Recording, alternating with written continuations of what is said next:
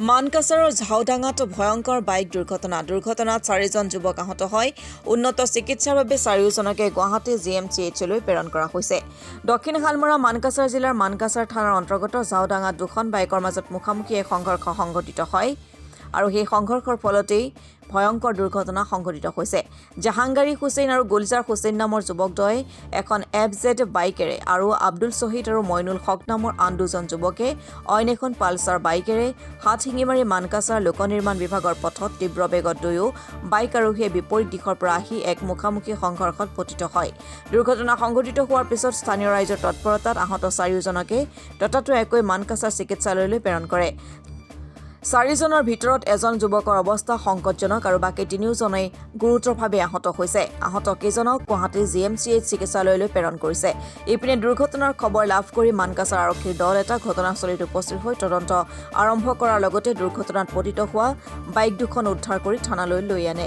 দুৰ্ঘটনাত আহত হোৱা জাহাংগাৰী আৰু গুলজাৰী হুছেইনৰ ঘৰ মানকাছাৰ থানাৰ অন্তৰ্গত কেঁচাৰভিটা গাঁৱত আৰু আব্দুল শহীদ আৰু মইনুল হকৰ ঘৰ বুঢ়াকাটা গাঁৱত বুলি জানিব পৰা গৈছে।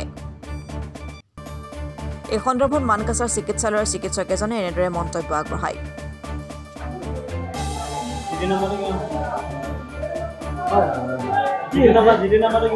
অলপ আগতে আমি পেচেণ্ট আছিলে চাই আছিলোঁ, হঠাৎকৈ মানে 4টা ল'ৰা এক্সিডেণ্ট হৈ আহিছে। মানে এতিয়া শুনামতে ইহঁতে বাইক লৈ 2টা বাইকৰ মাজত কলিশ্যন হৈছে আৰু এইখিনি ঘটনাখিনি ঝাওডাঙা বজাৰৰ ওচৰতে হৈছে। মানে তাৰপিছত পেচেণ্ট আহিলে চবৰে অৱস্থা বহুত বেয়া।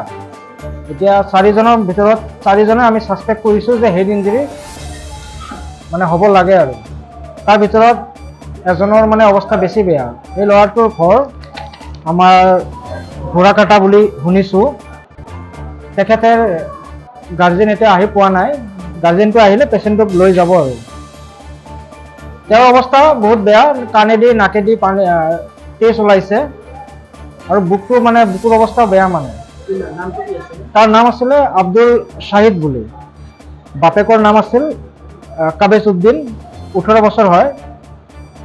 সেই পেচেণ্টটো আমি যিমান পাৰিছোঁ আমাৰ এইখিনি আমি কৰিছোঁ আৰু অক্সিজেন দি পেলাই এইটো পেচেণ্ট ৰেফাৰ কৰিছোঁ। এতিয়া গাড়ী আহিলে লৈ যাব আৰু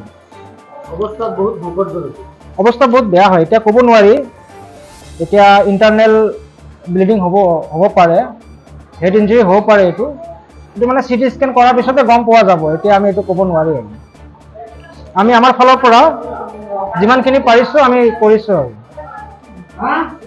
বাকী পেচেণ্ট এতিয়া GMCত লৈ গৈছে, তাতে ট্ৰিটমেণ্ট হ'ব। চাওঁ, ভাল হ'ব লাগে। 4জনৰ মাজত এজন অলপ ভাল আছে আৰু সি ইমান দুখ পোৱা নাই, কিন্তু বাকী 3জনৰ ক'ব নোৱাৰি আৰু কি হ'ব আৰু অৱস্থা বেয়া আছে। মানকাছাৰৰ পৰা মিজানুৰ ইছলামৰ ৰিপৰ্ট, অসম টুডে।